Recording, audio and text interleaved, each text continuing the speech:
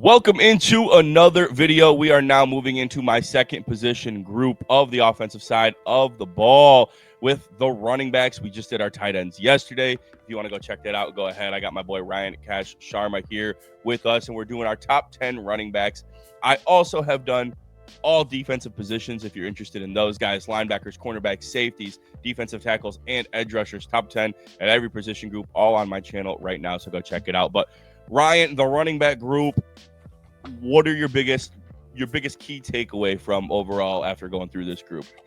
I think it's a little bit similar to the tight ends that we discussed yesterday. I mean, it's not as good as years past. It's a little bit underwhelming. There's obviously the elite prospect at the top, which we'll get into, but then otherwise just a lot of guys that, you might have to use some projecting to say that they'll be a good player in the NFL, but nothing that really jumps off the board, in my opinion. Yeah, I would agree with you wholeheartedly. Thinking about just last year in general, how many running backs and tight ends as well went in the first and second round. I mean, we had Terrence Ferguson and Elijah Arroyo and Mason Taylor. Those are 3 second-round picks right there. I think did Fannin slip into the third? Yeah, he did. But still, just in general, that's 5 tight ends in the first and second round last year. I think we talked about maybe Stowers and Claire can sneak into the second round, but they're around that borderline. They're tweener with second and third round.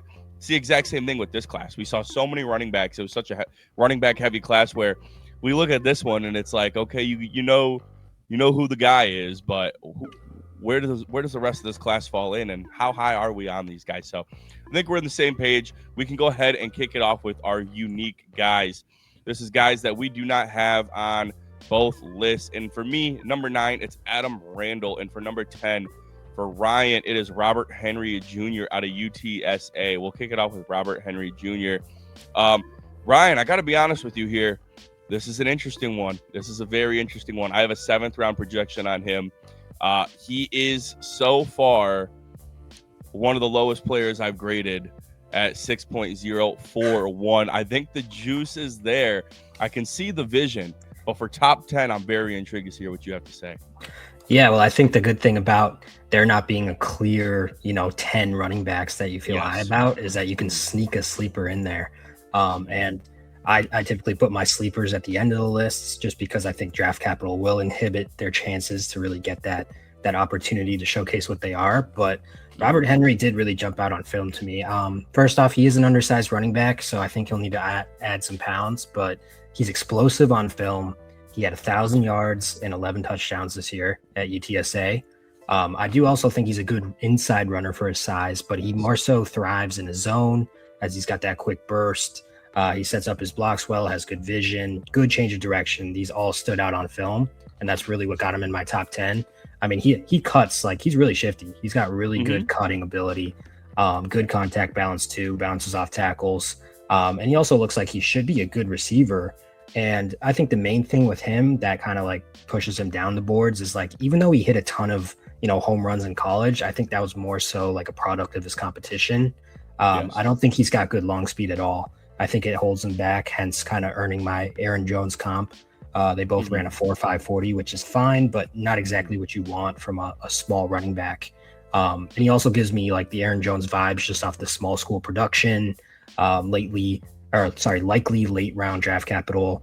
And their running style is both really similar, where they both rely on like vision and change of direction and patience with a really strong burst. But as you can see, the red means that I do have low confidence that he's going to get to the Aaron Jones level because of that draft capital. And I mean, Aaron Jones was a multi-time Pro Bowler, 1,000-yard type of player. So if I thought he was going to be Aaron Jones with confidence, he wouldn't be number 10 on this list. But I do think he has that kind of ceiling and potential upside if he gets the role. Yeah, I agree with you. I think you nailed it on the head with the explosiveness. That's what really stood out on tape. And, he's a one-speed back. He's not this overly, like, slows it down kind of guy. He's a one-speed back, and he can hit the home run ball. I think that Texas A&M game really is what kind of put this player on the map. Yep. For me, I think it's more just the running lanes are going to be a lot more tighter in the NFL. And there's another player in the list that in my top 10 that we're going to talk about, who I think is going to struggle with that as well. Is I don't think he's gonna do as well in these running lanes. He's smaller, which will help him fare well, but I think his play style is not necessarily more. I think he's gonna struggle because his vision is nice, but it's the more how just he doesn't have the patience, I feel, to, and that's so big for me. The vision can be there, but you need to be able to mend both of them, and the athletic traits aren't overly enticing to me.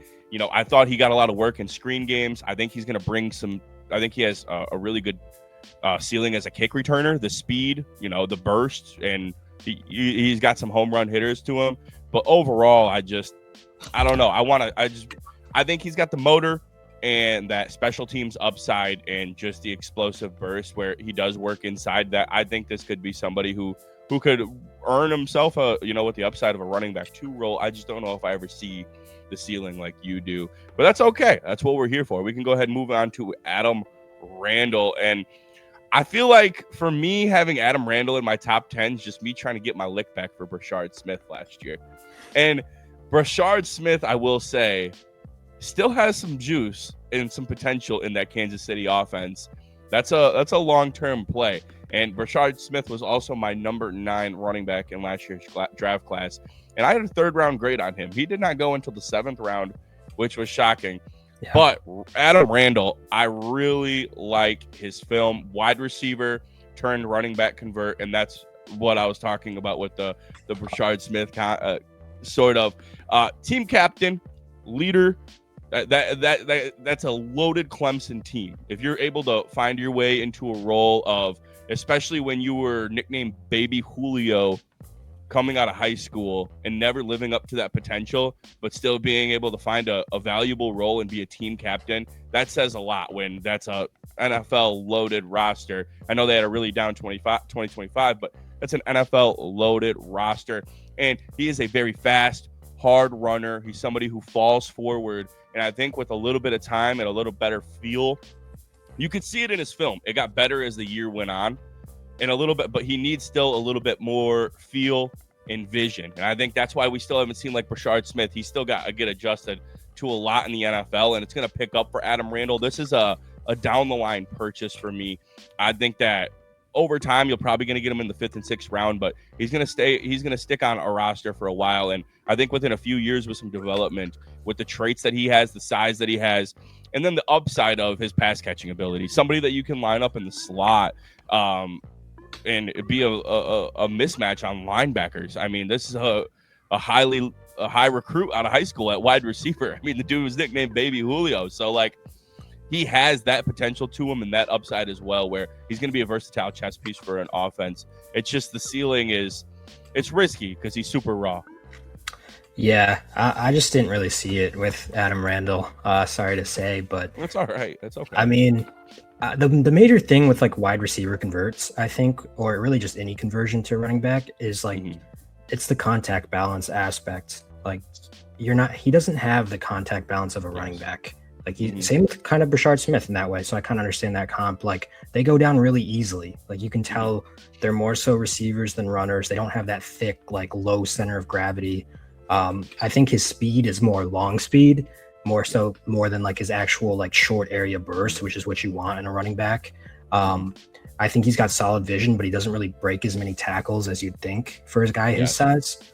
So, and also like the receiver aspect of it, like he didn't really get that much opportunity as a receiver at the running back position. So I'm not really sure how much he's going to offer there.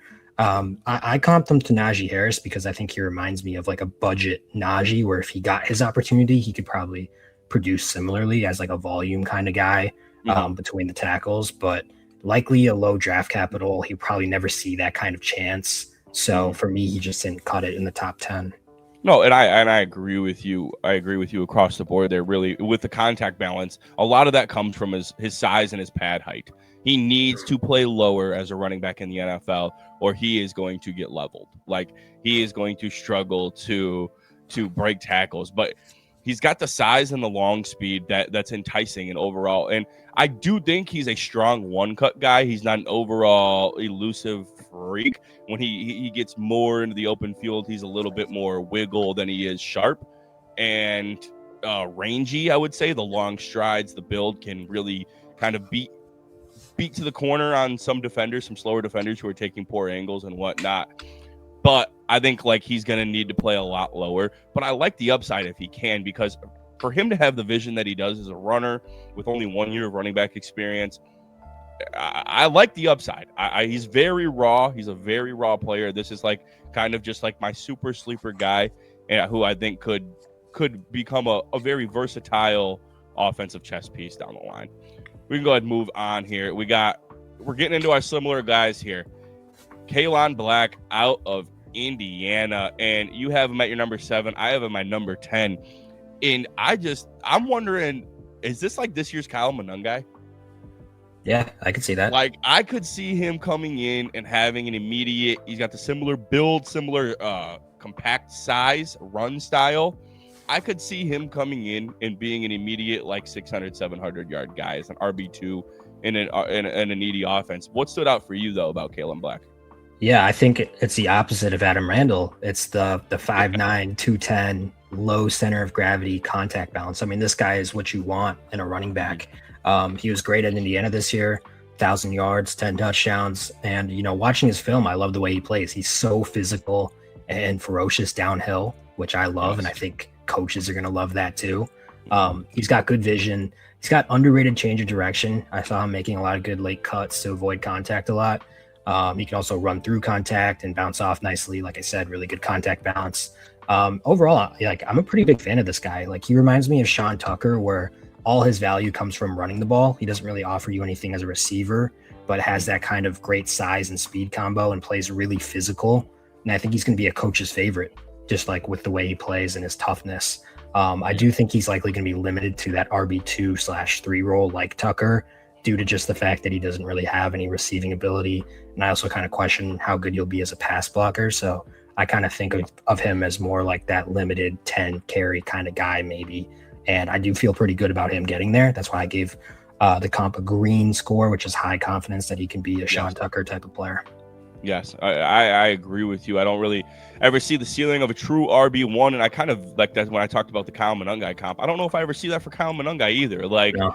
He's going to be working best when he's getting around like 10 to 12 touches, but he's got the high yards per carry. He can add a different change of pace. If you have a more shiftier receiving back, he can be somebody who can come in and lay the pads on a tired defense, really wear a defense down. And he can get 100 yards if you give him 25 carries. Like, that's right up his alley. I wrote down, he plays the game with the mentality of the whole, it's a game of inches slogan, because this guy fights for every single inch. He will do whatever he possibly can to get as many. He falls forward. He will make a last minute spin. He will twist out of tackles to make sure that he is getting every single inch possible. He's got an aggressive play style. I think once he kicks outside and he gets through the initial inside zone and he starts to try and kick it outside, he gets a little bit spacey with his awareness. Just in general, I think his vision and his awareness is so much better between the tackles, which is that's his play style. But overall, reliable, productive. I like it. That's really my speed here. Let's go ahead and move into our next guy. And this is going to be the one that we are the most off on of the class, me and you, Ryan. That is Kaytron Allen. I have him as my number 4 running back of the class. You have him as your number 9, and I'm really excited to hear what you have to say about Kaytron Allen. I mean, you even got the low on the Brian Robinson comp.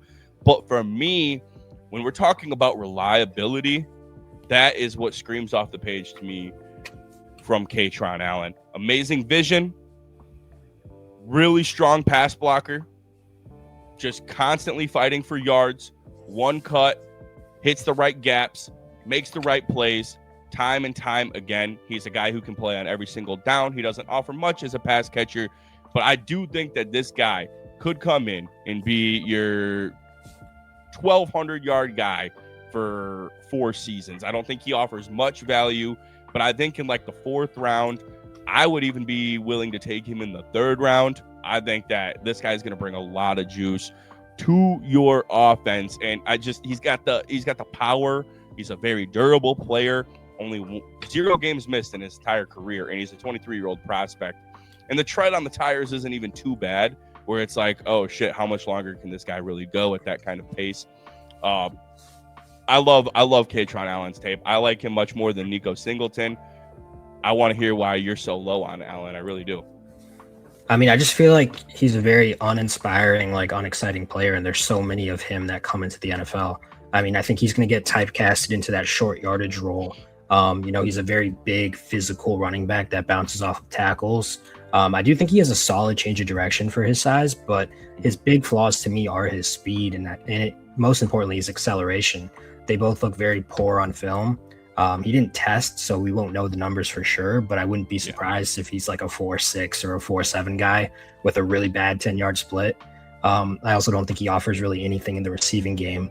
So, like, for me, those are pretty fatal weaknesses that make it hard for me to envision him as anything but just like a short yardage goal line kind of guy. My NFL comparison being Brian Robinson, I thought that was pretty high because like a guy like Brian Robinson was a legit NFL starter for a few years. But his talent level probably never, deserved that. So I guess it's all about like where he gets drafted and what kind of role he gets, because if he goes to a team that doesn't have a running back like Brian Robinson did, maybe he can be a starter for multiple years. But to me, like his talent level and play style just remind me a lot of just a bunch of goal line type of running backs. And I doubt that he gets that same opportunity. So I don't think he's going to give that production that Robinson did. I do get what you're saying, and I think that there's cause for concerns as well because he doesn't offer much as a pass catcher other than, screens. But I think him being a really good pass blocker and that showing on film time and time again really does kind of give him the upside to be on the field for some third downs. I think for me, it was just like every single play, he seemed to make the right play, and that's guys that get on the field. I feel like every single cut, he made the right cut. He could manipulate defenders thinking he was going to go into one lane and then cut into the other. He doesn't flash as an extremely elusive player. He doesn't flash as an explosive player. But I think that if you're constantly making the right reads and you're patient and you're letting your blocks develop, you can consistently average 4 yards per carry, whether you're, a freak athlete or not. And he does have strong contact balance, and like you said, the change of direction was pretty good.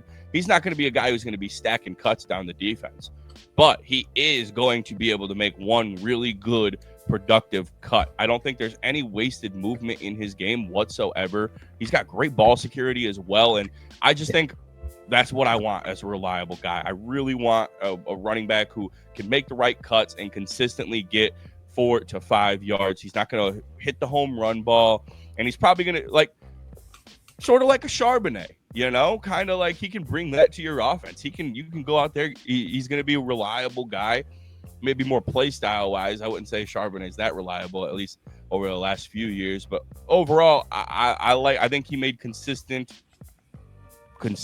right reads, right play, right time always. And I love that about his film. And he's just a reliable guy who can lay down the blocks. And for me, it's like, if you're not going to bring anything to me on third down, you get a little bit of a boost down for me, and I think Allen can at least offer pass blocking and the vision where he could get some serious juice in the screen game. All right. I mean, that kind of feels like Brian Robinson to me. Like that's why he was able to stick so long as a starter, was because he could pass block, and he did give you a little bit of juice in the receiving game. But he was just overall just a very replaceable starter, in my opinion. Oh, of course. I mean, if we're talking about running backs in general, if you're getting drafted anything pretty much past the second round, we can replace your ass tomorrow. Like I'm down for that. Like I'm not a huge running back guy. Let's replace this guy immediately. Like I'm all for it. But if we're just talking about like who's gonna come in here in the third or fourth round and give me some good juice for the next 4 years, Brian Robinson was that guy. And yeah, maybe you could find a guy like that in the 7th round, but I think they get a little bit more risky past that. Let's go ahead and move in, though. We gotta talk about the other Penn State guy, and we're a little bit off here as well. We got Nick Singleton at the 8 and at the 5 for Ryan. Ryan, you're higher on him, so I'll let you start this one off. You got Rashad Penny as the comp. Medium feel on it. I want to hear what you got to say about him. Yeah, so I'm bought into Nick Singleton's talent and upside, I think, more than anything. I mean, this guy was a 5-star running back prospect, had crazy hype coming into the year, and he didn't really live up to it. Obviously, he was outproduced by Kaytron Allen this year, but if you really look at Penn State across the board, like it was really kind of a clown show this year. I mean, they really underwhelmed in every aspect. The coach got fired after week 2 or 3. Drew Rattler got hurt really early, and also which wasn't good in general. So I mean, I look at Singleton and I kind of think that he got held back a lot by what happened at Penn State. He's still a very enticing player to me, and he's extremely talented. Watching his film, he has really good vision and patience. I think he can fit any run scheme. He's got good speed and acceleration. He didn't test, but I'm sure he would have done well because most Penn State guys do. I mean, those guys are like workout. Like he just looks like someone that would have been a workout like warrior, just in terms of his build and what he looks like. I think he bounces off hits a lot, plays with good power, tough to bring down. I like his contact balance. Like unlike the guys I have below him, I actually think he was a really good receiver in his college career and offers real versatility in that way. So he kind of reminds me of Rashad Penny in terms of the really high talent and impressive athletic profile. I think people kind of forget how good Rashad Penny would have been if not for the injuries. So this isn't really like a low comp. It might seem like that, but I think Rashad Penny would have been a really great running back in the league if not for injuries. So I have pretty high hopes for Singleton as kind of that middle of the pack starter type in the NFL. And I think this is kind of just another case of a better pro than college player just because of how bad the Penn State season was. The traits are there. This is a 5-star prospect, and I do think that's why you could very well see this guy go in the 3rd round because of his traits and how highly he was recruited out of high school, and the production that he had overall at Penn State was pretty damn good. Yeah. For me, though, I really didn't see the vision, Ryan. Like, I didn't see the patience, especially. We talk about the vision and the patience. I didn't think I think especially inside, I thought he had a horrible time at finding the proper running path, and the lanes were a lot better. I mean, we're talking about his teammate right now is one of the best prospects coming out of the entire NFL, probably going to be a top 10 player overall, Ione. You know, I think that he's had a pretty significantly good offensive line in his career, and he still struggled to find the proper running paths in my eyes from what I saw. And I felt like he lacked the patience. And the talent is there, the pass catching is there, but I didn't really see it with his eyes. I feel like this is going to be a guy who struggles to run through these tighter NFL running lanes, and he runs so wide and so chaotic with his movements when he's moving inside. I don't really see a speedy elusiveness guy that I don't see much other than the pros that he can offer you on a 3rd down and be a 3rd down back and a bit of a big hitter, because he does have the speed, he does have the explosiveness, he's got the production, the ideal build, and then he really improved on his ball security. Like, that was the one thing that got me excited about Nick Singleton. This guy had very poor ball security early on in his career, and then he cleaned it up. So that makes me think, like, moving into the next level, things that he could work on. He proved the work ethic that, like, hey, I can fix some things up. And the ceiling there is a 5-star guy, but maybe me and you weren't just watching the right thing. I just didn't see it with his eyes. I wasn't impressed as I was with somebody like Kaytron Allen, who I think is a lot more of a reliable back. But we'll see how it goes, because the ceiling for Singleton is definitely above that of Kaytron Allen.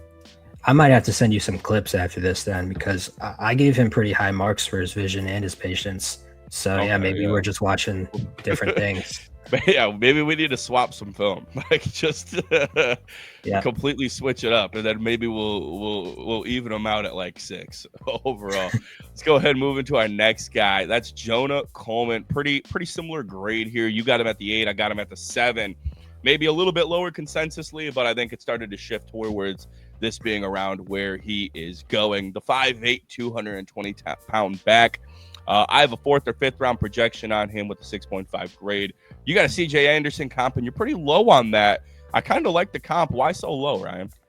I mean, CJ Anderson was a multi-year starter that produced damn near 1,000 yards per season. So I would be pretty shocked if Jonah Coleman got to that level. And if he did, he would obviously be higher than number 8 on my list. But I think this is probably we're pretty low on him versus consensus. I saw some draft boards that still have him in the 3rd round, which is pretty surprising to me. I think people have him at 2, you know. yeah, 2nd best running back in the class. Yeah. That's surprising to me because I think he's been fairly overrated by people that maybe had high expectations for him as a prospect from years ago, but I don't think he really lived up to that from a film standpoint. The production's pretty good, but on film, like it's pretty underwhelming. Like I constantly see him bouncing the ball to the outside, which is really confusing to me because he does not have the speed or acceleration for that. He doesn't play as physical or downhill as I'd want him to for his size. Like he's built like a bowling ball, so you'd expect him to play more like a CJ Anderson, like a Doug Martin, like these guys that get kind of labeled as, muscle freaks and can really run through contact, but he doesn't do that as much as I'd like. He is a solid receiver, which is pretty impressive, but the film that I watched, linebackers routinely catch him, which really scared me about his, his speed. His athleticism is not really for my liking. And then I also really seriously question his vision. Like I said, he bounces a lot of plays, doing his best DeAndre Swift impression at times, which he does not have the speed or athleticism for that. But yeah, my comp for him was just CJ Anderson because of like the bowling ball build, but I'd be pretty surprised if he reached those levels of production considering I don't see him as a starter in the NFL. So yeah, I was pretty disappointed with his film considering some of his hype. But with that being said, he's still good enough to be top 10 in a pretty weak class. Yeah, I agree with you wholeheartedly. I think it's the lack of overall traits that don't really stand out to me. He's not extremely explosive. He's not, extremely fast. And for somebody who's 220 pounds, like you said, you would expect him to be better at taking on contact and breaking tackles. He's not afraid to lower his pads, and he handles contact pretty well because of his compact build.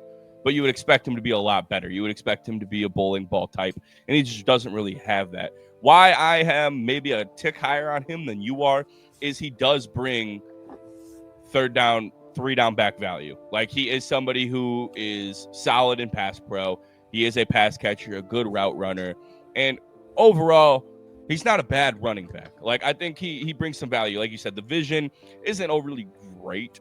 I don't think it's piss poor, but it isn't overly great. I think, like you said, he likes to kick it outside a little bit too much, but I do think that he at least has the patience as an inside running back to let holes develop. I think his triggers a little bit quicker.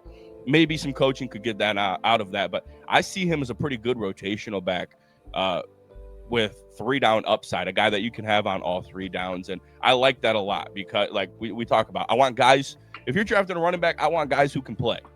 I want guys who can get as many reps as they possibly can. I want a guy who can fill in, and I don't have to worry about you now all of a sudden my quarterback's getting blown up by blitzers because you don't know what the hell you're doing. He knows what he's doing in that aspect. I want a guy who can go catch a pass if he needs to. I hate these limitations sometimes with these guys. And that's why I like Jonah Coleman. I think he offers value, and I think he could be a really solid rotational running back in the NFL at the next level. That's fair. Yeah. All right, let's go ahead and move into our next guy, Mike Washington Jr. And me and you are both not significantly lower than the consensus, but we're lower than the consensus. Right now, he is consensus number 3 running back. And that is really shocking to me. Yeah. And I think that people are starting to maybe catch on because we're getting closer to the draft and the combine's over. He is the greatest he is the number 1 RAS score of all time. Of running backs. His build is enticing. 6'1", 223, 4.3 speed. That's the kind of shit that gets people mouths watering. Rocked up. I like bricked up, man. I had to pause. I had to think about what I was going to be saying. I don't see it other than that. Yeah, I mean, I get it. I get it, the size and speed, like you said, the RAS score.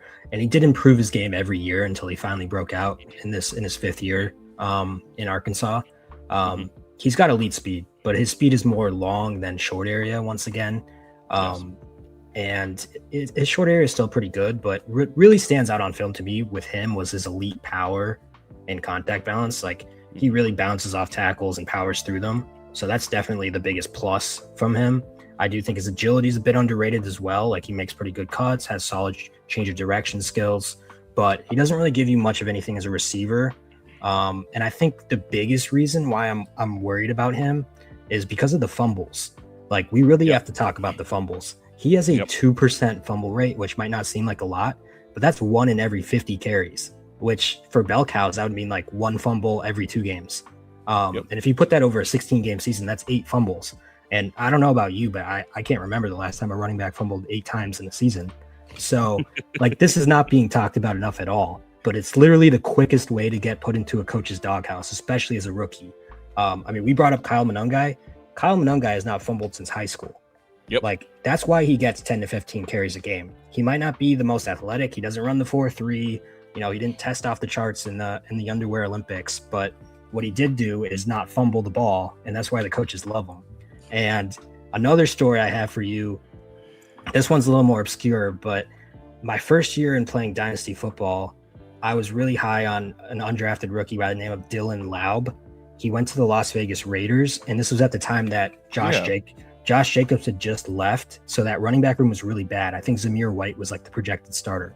So I was really high on Dylan Laub, and I thought that he had a real chance of taking over as the starting running back. Literally his first carry in the NFL, he fumbled. I still think that's his only carry in the NFL to this day.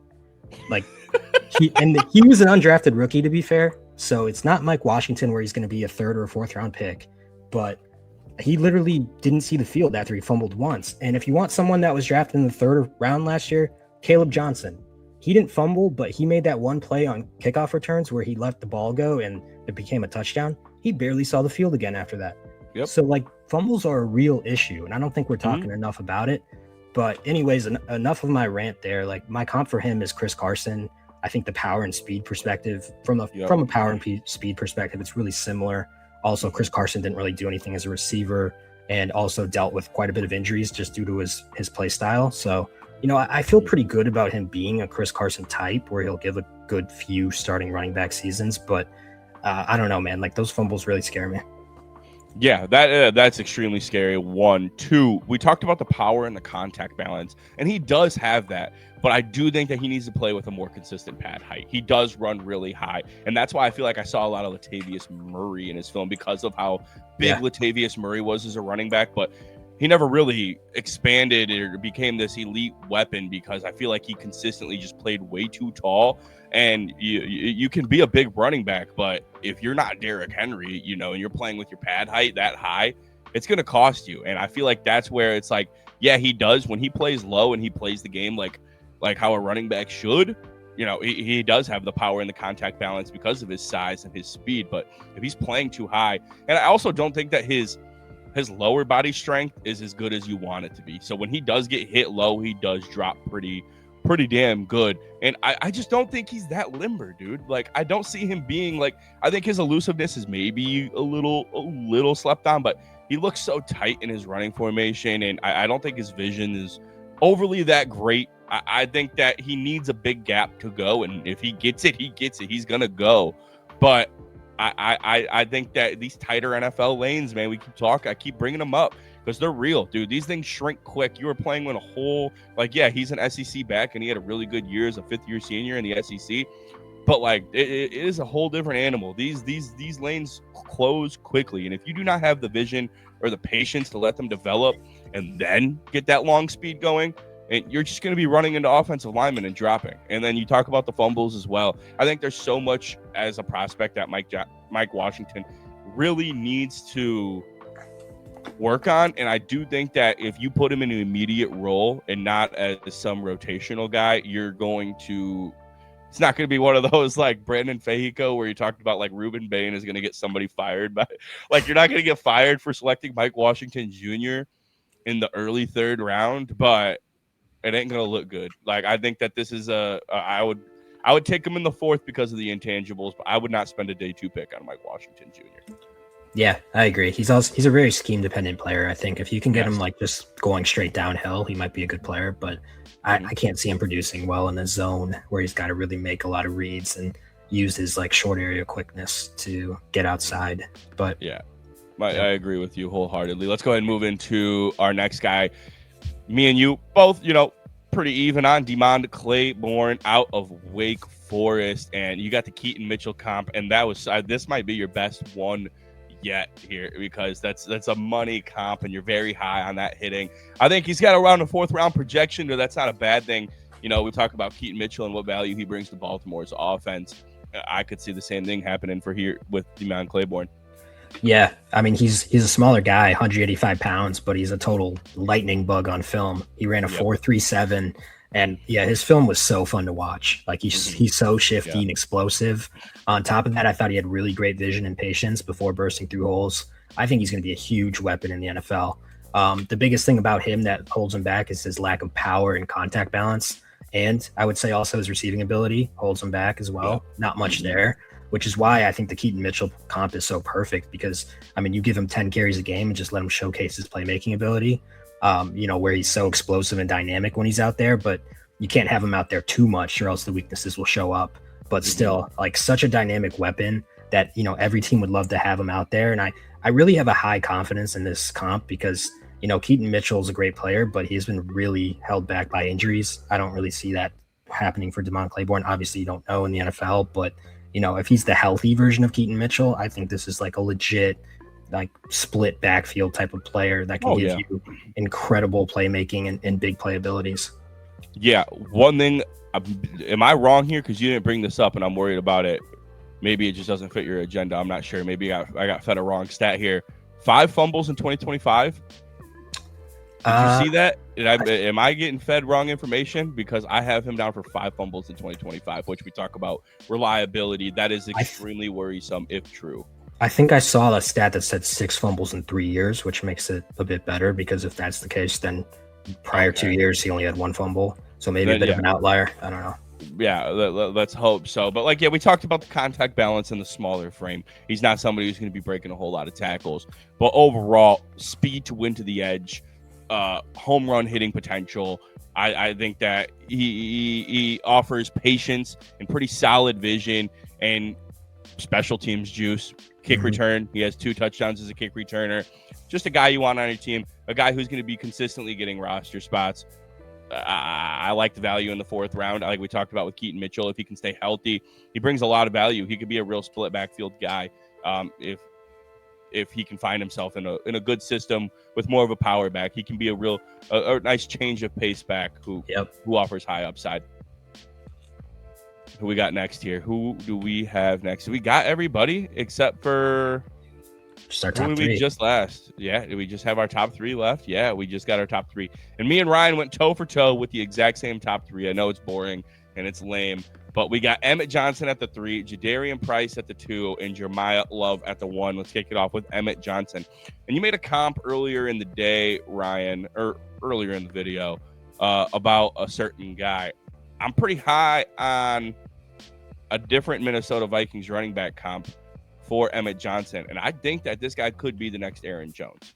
Obviously, like you said, with the sense of let's play it cool here with like multi-Pro Bowler and whatnot. He'd probably be going in the 1st or 2nd round. But overall, the pass catching ability, not the extremely great intangibles, but overall gets the job done. And this is just terms and play style, not completely similar to a late round pick, small school, This guy's playing football for Nebraska, 2nd team AP All-American. But overall, play style, size, the 3-down potential, I see a lot of that in Emmett Johnson's film. Yeah, I think the Aaron Jones comp is fair. I think, me personally, I almost just view Aaron Jones and Dalvin Cook very similarly. Maybe that's just because I'm a Bears fan. I watch those two kill us. Cook was a lot faster overall, but just in general. Yeah. So I don't mind the Aaron Jones comp just because Emmett Johnson is a bit slower. He's got good size for a bell cow starting running back, and I think he earned a ton of hype for his production during the season, but unfortunately it seems like that hype's kind of died off after the bad combine, which really sucks. Like I think it's kind of dumb because he had a monstrous season at Nebraska, 1,400 yards and 12 touchdowns, good receiver as well. Like I just think people are looking too much into that 4, 5, 6 40-yard dash, which is literally the exact same as Aaron Jones. Like you said, Dalvin Cook ran a 4.49, so it's not that far off from him either. So, his RAS was a 5.55, which isn't great, but it's not the end of the world where, you still can't hype him up as a starting running back. It did probably drop him from number 2 to number 3, though, for me. Like, I did like his film better than Jadarian Price's, but that combine score did kind of affect it to the point where I would drop them by 1. But I'm still very, very high on Emmett Johnson. His film is strong. He had incredible cutting ability, change of direction, he's a scheme versatile player. So I think he can play really well in his zone, as well as a gap. You know, he shows good ability to be able to bounce it outside and show solid burst. And then in a gap scheme, I think he really thrives because he runs really physical downhill and without hesitation. You know, he runs with really good power, can drag defenders. Like I said before, a really good receiver. I mean, he has legit 3-down potential. I comped them to Dalvin Cook because like they play very similar in a sense where they're kind of at their own pace, but athletic enough to bounce runs outside and very physical downhill. Dalvin Cook was a 4-time Pro Bowler, so I don't think that Emmett Johnson's going to exactly be that. That's why my confidence is low. If I did, he'd probably be maybe even number 1 in the class. But I still think that Dalvin Cook's his upside, and that's his, you know, what I think his potential could be in the NFL. Yes, and we talk about with my guys that I really like. It's the reliability for a running back. I just want a guy who's not going to create a lot of turnovers. If we talk about one of these high fumble guys, it's cool if they have 7 touchdowns, yeah. But if you fumble the ball away 5 times, it pretty much is a wash in my eyes. Yeah, Emmett Johnson is your reliability guy here as well. I love this player. I love his vision. You know, he doesn't have the eye-popping traits. And I was trying to do everything in my power as well to put him ahead of Jadarian Price, but I just couldn't.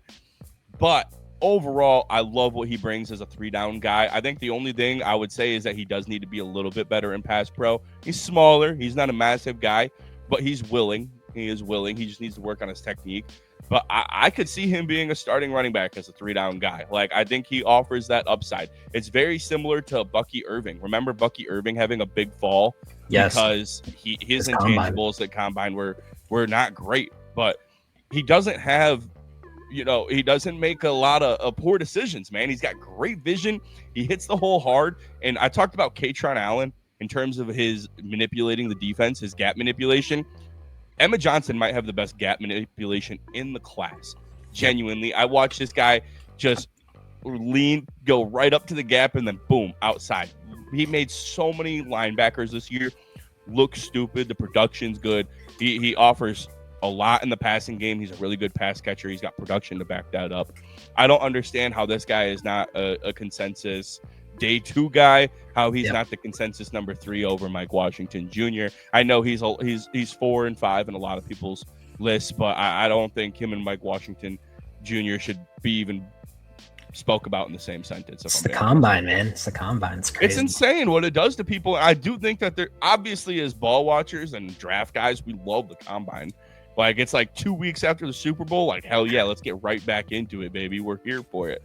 But at the same time, people, I think, like, and I do think GMs at the end of the day, there's a lot of stupid ones out there, but I do think GMs at the end of the day, they come around, and we kind of start to see how it falls maybe a little bit more consensusly, because I think there's too many people who buy way too much into the combine hype. I don't get it in any way, shape, or form. I really don't. Yep. It's crazy. Let's go ahead and move into our final 2. And we got Jadarian Price here at the number 2. And like I said, I tried to do everything I possibly could to have Emmett Johnson ahead of him, because it does feel like such a boring pick. It really does. It does. It's like, this is the running back 2 of the class, Jadarian Price, but he is such just a solid, sound football player, man. Like, he's so sound. He's so reliable. Other than the fumbles, he does fumble inside the red zone a lot, which is scary. And he doesn't offer much on 3rd down as a pass catcher, which he did say he wants to prove to NFL teams that he can be a 3rd down back, and that he just didn't really have the opportunity. We do need to kind of remember that he was playing in the shoes of Jeremiah Love. So that's something that we need to take into account when it maybe comes to the pass catching and 3rd down ability. But there's no tape of it. So I think other than the fumbles and that, this guy inside, outside, great vision. He doesn't lose any momentum when working on the inside. He doesn't have eye-popping traits, but he's just a really good running back, man. That's the same thing that jumped out to me from him, was just his IQ, like his running IQ. Yes. He's just super smart and reliable, and he's got underrated juice to him too. Like, his speed was in the 4.4s. I think he's a scheme versatile player. Like, he can play in a zone or a gap. He's got good vision. He's got good power. He doesn't take a lot of risks, which I like. You know, he's the kind of the opposite of the guy that just bounces it outside every time, like Jonah Coleman, or like I said, DeAndre Swift in the NFL. Like, he's really reliable. He's really smart. He's good in open space when he gets there. He's all around just a very good player, good speed, acceleration, power, contact balance, just no dynamic trait that jumps out. And, maybe that's a bad thing, but I think it's fine as like someone that can kind of be in that split backfield or kind of like, a number one, but you got somebody with juice alongside him. And I think the Tevin Coleman comp was made for me because like Coleman just kind of came to mind because he was like the original sidekick player with juice, Yeah. At least for me, like I'm only 24 years old. I'm sure there's somebody from like the 90s that was like the original RB2. Yeah. But for me, like he was the sidekick to Devontae Freeman, but was always ready to step in if needed and really had this underrated ability, in my opinion, just in terms of speed, reliability. And once Freeman left, I mean, Coleman gave some pretty good years. And I think that comp works here because obviously Price played sidekick to Jeremiah Love. But I put a high confidence on this comp because I feel like he's going to get a starting role a lot faster than Tevin Coleman did. But I guess we'll see how it plays out. Yeah, and I would say that I do think that when I talk about the second and third projection, I do think that this should be more on the third round side. I think that the lack of juice that he's going to bring you as a pass catcher, at least proven. Like I said, I love the mentality of like I'm willing to prove it to teams that I can catch the ball and I can be a third down player. He's not overly great in pass pro either, but there's just so lack of experience there where it's like, maybe he can develop the traits as a pass catcher and whatnot. But overall, I would say lean that on third down with the fumbles as well. But I mean, we talk about like just does everything good. That's what he does. Like I didn't once look at his tape and be like, man, this guy is a bully back. He's gonna nonstop just be running people over, smash mouth guy. But he plays the game with some damn good pop and some solid contact balance and power. He can break tackles.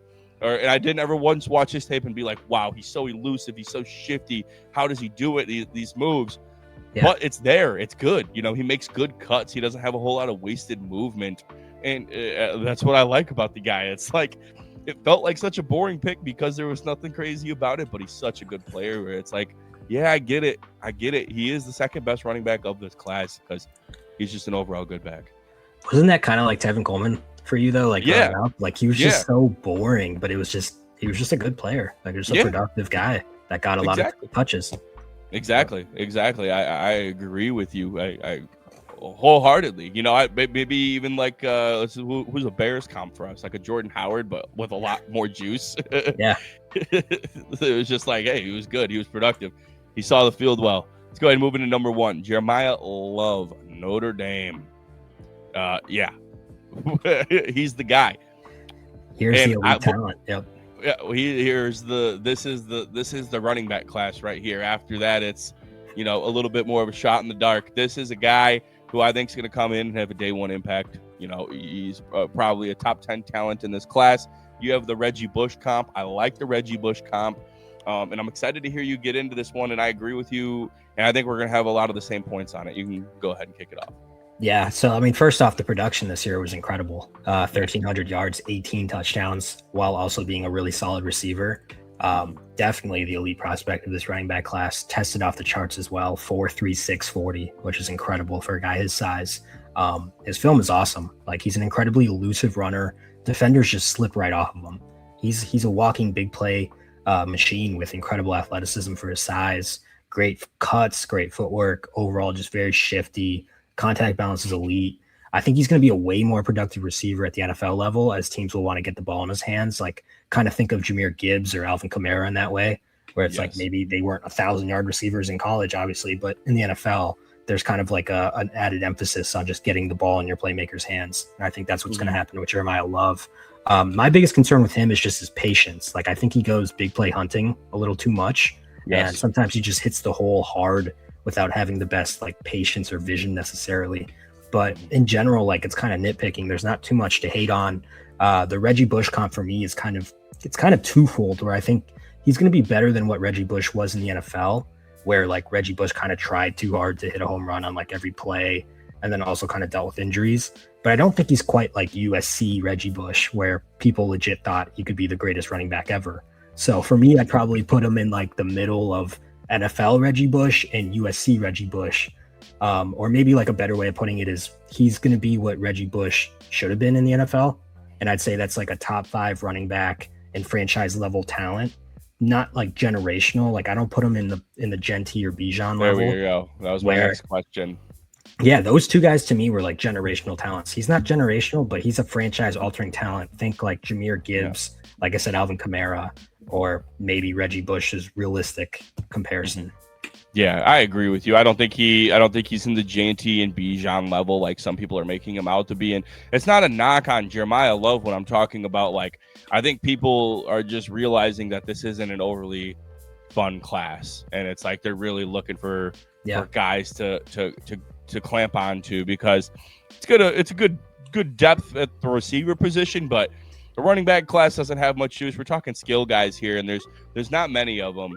Overall, it's not an overly insane tight end group, not an overly insane quarterback group, like where it's like people are looking for guys to clamor onto. And I don't think Jeremiah Love is that of a J&T or a Bijan Robinson. And I do think that there should be buyers beware for a team that's going to spend a top 10 pick on him, like, and just overall spending that on a running back.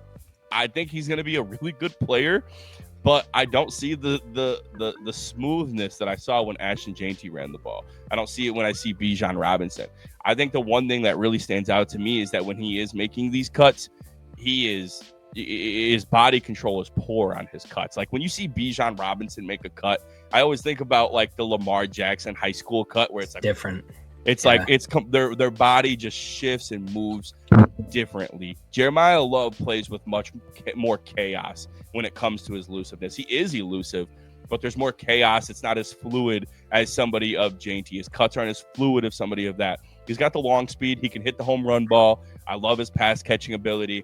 Everything that comes with it, Jeremiah Love has it. I just think that there should be some buyers beware with, and I said the same thing about Sonny Styles. It was like, yeah, this guy's a top 10 talent of the class, but you really need to think about maybe buying a run or a linebacker in the top 10. Like where's the hit rate? Where's the hit rate of a top 10 running back? Like, yeah, Saquon Barkley was the top 10 talent and he lived up to that. He's one of the best running backs of our generation. But where did it get the New York Giants? Like, how far did it take the New York Giants? Maybe there's obviously poor roster construction to come with that, but like, when is taking a top 10 running back in the more recent future really worked out for anybody? Yeah, I mean, I think there is a point to be made that if you just view this draft class as so weak in general, like just get a good player. And I think Jeremiah Love's going to be that.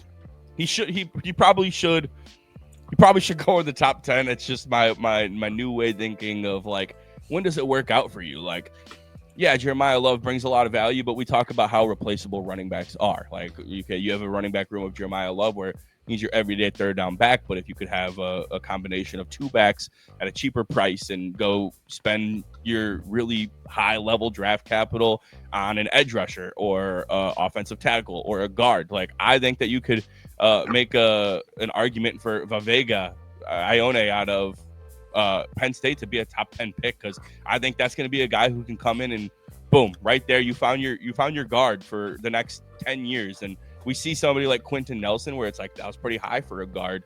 It's like, where's the value? Like, this guy's a multi-time All-Pro now and a cornerstone of the franchise, even though he plays inside. So it's like you got to really weigh it. And I do agree with you. Yes, it's a weaker class and it probably should be a top 10 pick.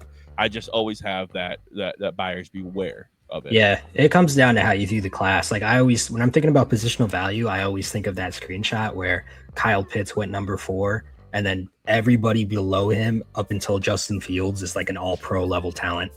And it's just like, it's like Micah Parsons, Patrick Surtain, and it's like, wow, they really messed up picking Kyle Pitts. Yeah, and it was remarkable the amount of talent. I think Rashawn Slater was even in there maybe, but like there's just so much talent in that draft that picking a tight end that high was kind of dumb. I think with Jeremiah Love, it's maybe a little bit less, just because I don't think that the guys that they're going to pick him over are going to be all pros necessarily. Yeah, I agree with you. Yeah, I just seen that picture, that graphic of that 2021 class, and it's crazy to think about like how much talent went right there. You had Penei Sewell, Jamar Chase. It went Chase, Sewell, Horn, Surtain at 9. 10 was Devonta Smith. Waddle was in there. Waddle. And then Parsons, Fields. And then that class also had Darisaw Slater later in the round. Elijah Vera Tucker was in that class as well, who I think is a pretty damn good guard if he stays healthy. And so overall, yeah, I think that there's the buyer beware of it. But at the end of the day, I think that maybe it just shouldn't be Tennessee. I think that's where my mind's at. Like, yeah. I don't think that Tennessee should. I maybe don't even think that New York should. I think that's maybe where I'm leaning. Like, if the Saints wanted to do it, you could maybe get me to buy into it. Like, they've spent on offensive line in the draft the last couple of years. They have a pretty decent defensive line that they've invested into. They could probably get better value in a draft one, but if they were able to do it, and you have Kellen Moore there, you have Tyler Shuck, a growing offensive line, a pretty decent receiver room with Olave at the head there. Like, I could understand the Saints doing that. I wouldn't necessarily say like that's the smartest decision maybe for their franchise, but I could understand it. The Titans, to me, outside of the fact that Cam Ward's now going to have a very reliable weapon that's going to maybe take the eyes off of him as a quarterback, I don't understand it for Tennessee. No, I mean, the Saints did also just sign Travis Etienne. So yeah, but this was me talking theoretically, like before all of that. Like, I could have understood it. It was clear that they don't think he's going to be there because they signed a Travis Etienne, whatever they want to call him now, or ET. I guess same with the Chiefs too. Like before they go out there and get Ken Walker. Nice. That maybe would have been a little. I don't know if I would have. That's an important pick for them, and they need trench work bad. Like, I think at least I guess they invested in Josh Simmons, but their right tackle. Like, I think they need to draft a tackle as soon as possible, or an edge rusher. Like, they have to, but they're probably going to spend it on a receiver. Yeah. Now they need corners now too, because they keep trading them all away. Yeah, so I think we can go ahead and lock in McCoy. I don't know. Maybe they take a wide receiver. They need the Chiefs are in need of trenches on both sides of the ball and receivers and cornerbacks. 4 of the most 5 important positions of need. And there were Chiefs fans who were sitting there slamming the table for Jeremiah Love. You need corners, you need wide receivers, you need offensive tackle, and you need edge rushers. And you were like, yeah, let's go draft us a running back. This is what I'm talking about. Where's the need? Where's the value? It's that fantasy football brain taking over. That's exactly. It's the Twitter heads. It's like, think about the value. Think about what he's going to do to this offense. No, it's stupid. That's not how you win rosters. That's not how you win Super Bowls. It's not how you build rosters. It's not how you win Super Bowls. There you go. There's our top 10 running backs. Great ball talk as always, Ryan. We're going to be back tomorrow with our top 10 wide receivers. Following day, that's going to be a good one. I'm excited to see how those first 3, if they are our first 3, shake up between me and you, because there's not a consensus with this class, and it's going to be a fun one. I'm excited about it. We'll see you guys then. Peace.